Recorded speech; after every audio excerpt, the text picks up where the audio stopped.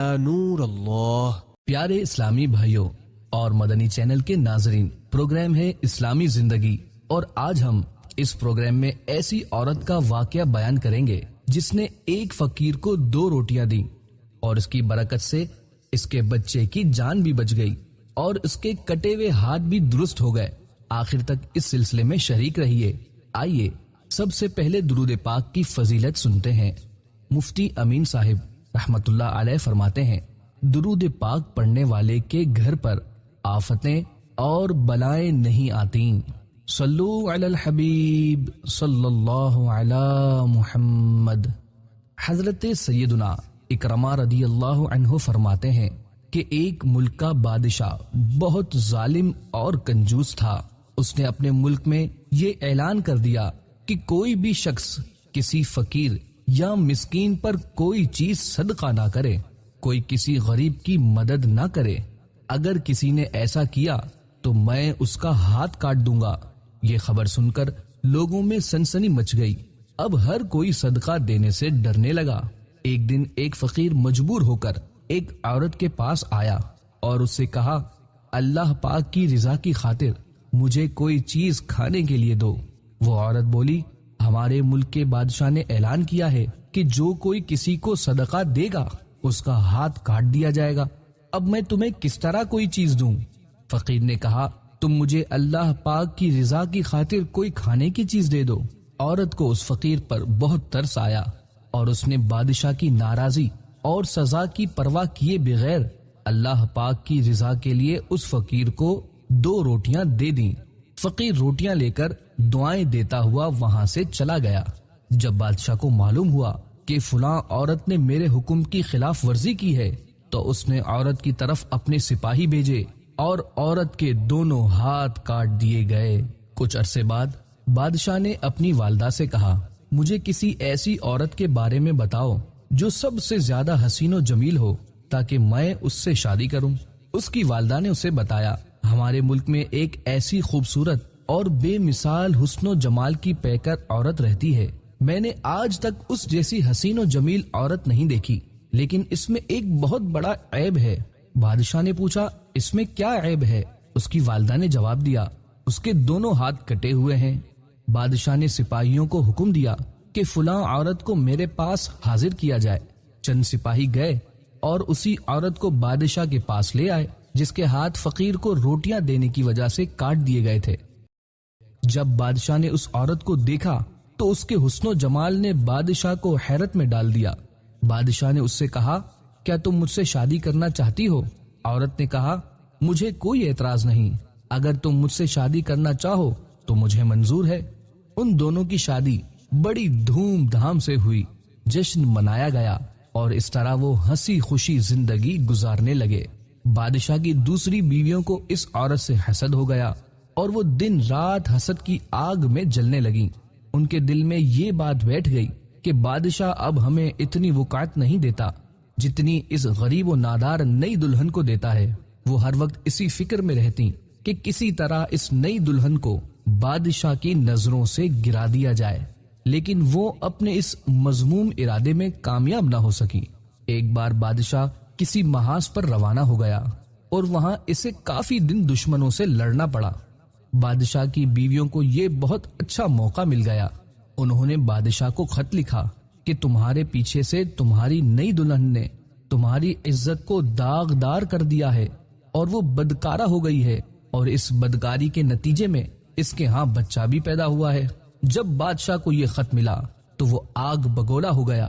اس نے فوراً اپنے قاصد کو یہ پیغام دے کر اپنی والدہ کے پاس بھیجا کہ اس بدکارہ عورت کو اس کے بچے سمیت میرے ملک سے نکال دو، اس کے گلے میں کپڑا باندھ کر بچہ اس میں ڈال دو اور انہیں کسی جنگل میں چھوڑ دو۔ جب اس کی والدہ کو یہ پیغام ملا تو اس نے ایسا ہی کیا اور اس کے گلے میں کپڑا ڈال کر بچہ اس میں ڈال دیا، پھر اسے ملک سے دور ایک جنگل میں چھوڑ دیا گیا۔ اب وہ بیچاری تنہا جنگل میں رہ گئی، لیکن اسے اپنے پاک رب سے کسی قسم کا کوئی شکوہ نہ تھا، وہ تو اس کی رضا پر راضی تھی۔ وہ بیچاری اسی طرح جنگل میں گھومتی رہی، پیاس کی شدت نے اسے پریشان کر رکھا تھا۔ بالآخر وہ نہر پر گئی اور جیسے ہی پانی پینے کے لیے جھکی تو اس کا بچہ گہرے پانی میں جا گرا اور ڈوبنے لگا۔ جب عورت نے اپنے بچے کو ڈوبتا دیکھا تو وہ رونے لگی۔ اتنے میں اس کے پاس 2 خوبصورت نوجوان آئے اور اسے پوچھا، تم کیوں رو رہی ہو؟ اس نے کہا، میں پانی پینے کے لیے جھکی تو میرا بیٹا اس نہر میں گر کر ڈوب گیا، میں اسی کے غم میں رو رہی ہوں۔ ان خوبصورت نوجوانوں نے پوچھا، کیا تو چاہتی ہے کہ ہم تیرے بچے کو نکال لائیں؟ عورت نے بے تاب ہو کر بولا، ہاں میں چاہتی ہوں کہ اللہ پاک مجھے میرا بچہ واپس لوٹا دے۔ ان نوجوانوں نے دعا کی اور اس کا بچہ نکال کر اسے دے دیا۔ پھر انہوں نے پوچھا، اے رحم دل عورت، کیا تو چاہتی ہے کہ تیرے ہاتھ تجھے واپس کر دیے جائیں اور تو ٹھیک ہو جائے؟ اس نے کہا، ہاں میں چاہتی ہوں۔ چنانچہ ان دونوں نوجوانوں نے دعا کی اور اس کے دونوں ہاتھ بالکل ٹھیک ہو گئے۔ عورت نے اللہ پاک کا شکر ادا کیا اور حیران کن نظروں سے ان نوجوانوں کو دیکھنے لگی، جن کی برکت سے اسے ڈوبا ہوا بچہ بھی مل گیا اور اس کے ہاتھ بھی اسے لوٹا دیے گئے۔ پھر ان نوجوانوں نے پوچھا، اے عظیم عورت، کیا تو جانتی ہے کہ ہم کون ہیں؟ عورت نے کہا، میں آپ کو نہیں پہچانتی۔ عورت کا یہ جواب سن کر انہوں نے کہا، ہم تیری وہی 2 روٹیاں ہیں جو تو نے ایک مجبور سائل کو دی تھیں۔ سبحان اللہ۔ پیارے اسلامی بھائیوں، کسی مجبور و ضرورت مند سائل کی ضرورت پوری کر دینا کس قدر فائدے مند ہے کہ بعض اوقات دنیا میں بھی اس کا فائدہ ظاہر ہو جاتا ہے۔ ہاں یہ یاد رہے کہ جس کے بارے میں معلوم ہو کہ اس کا پیشہ ہی بھیک مانگنا ہے اور وہ حقیقتاً ضرورت مند نہیں ہے، اسے کچھ بھی نہیں دینا چاہیے۔ اپنے رشتہ داروں اور محلے میں ایسے لوگوں کو تلاش کر کے ان کی مدد کرنی چاہیے جو ضرورت مند ہوتے ہیں، لیکن شرم و حیا کی وجہ سے کسی کے آگے ہاتھ نہیں پھیلاتے۔ ضرورت مندوں کی مدد کرنے سے جہاں دنیا میں فائدہ حاصل ہوتا ہے، وہیں آخرت کی برکات بھی حاصل ہوتی ہیں۔ اسی طرح ایک اور واقعہ ملاحظہ فرمائیں۔ ایک عورت کھانا کھا رہی تھی، اتنے میں سائل نے صدا لگائی، مجھے کھانا کھلاؤ، مجھے کھانا کھلاؤ۔ عورت کے پاس صرف ایک لقمہ بچا تھا۔ جیسے ہی اس نے منہ کھولا، سائل نے دوبارہ صدا لگائی۔ ہمدرد و نیک عورت نے وہ لقمہ سائل کو کھلا دیا۔ کچھ عرصے بعد وہی عورت اپنے ننھے منھے بچے کے ساتھ کہیں سفر پر جا رہی تھی کہ راستے میں ایک شیر اس کا بچہ چھین کر لے گیا۔ ابھی شیر تھوڑی ہی دور گیا تھا کہ اچانک ایک شخص نمودار ہوا اور شیر کی طرف بڑھا، پھر شیر کے دونوں جبڑے پکڑ کے پھاڑ ڈالے اور بچہ اس کے منہ سے نکال کر عورت کے حوالے کرتے ہوئے کہا، لقمے کے بدلے لقمہ، یعنی تو نے جو ایک لقمہ سائل کو کھلایا تھا، اس کی برکت سے تیرا بچہ شیر کا لقمہ بننے سے بچ گیا۔ پیارے اسلامی بھائیوں، ہم سب نیت کریں کہ صدقہ و خیرات کرتے رہیں گے۔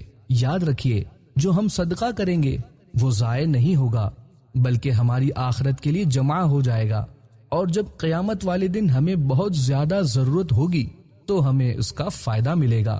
اللہ پاک ہمیں زیادہ سے زیادہ صدقہ و خیرات کرنے کی توفیق عطا فرمائے۔ آج کے پروگرام کا وقت اختتام کی طرف بڑھ رہا ہے۔ اگلے ہفتے ایک نئے موضوع کے ساتھ پھر حاضر ہوں گے۔ تب تک کے لیے ہمیں اجازت دیجیے۔ مدنی چینل دیکھتے رہیے، مسجد برو تحریک جاری رہے گی انشاءاللہ۔ صلو علی الحبیب صلی اللہ علی محمد۔